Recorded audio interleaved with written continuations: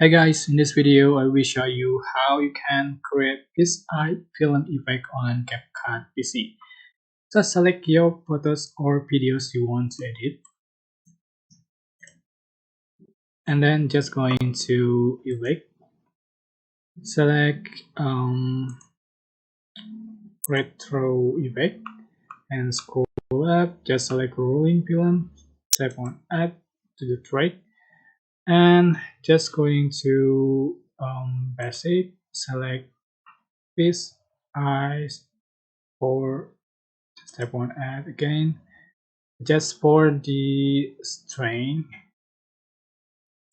size and the texture. So you can also add the transition for clip, um for instance.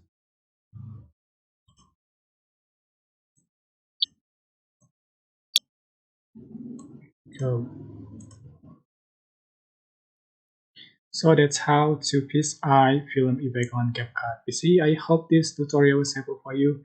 Don't forget to click like, comment, share, and also subscribe. If you have any question, please leave it in the comment section down below. Thank you so much for watching.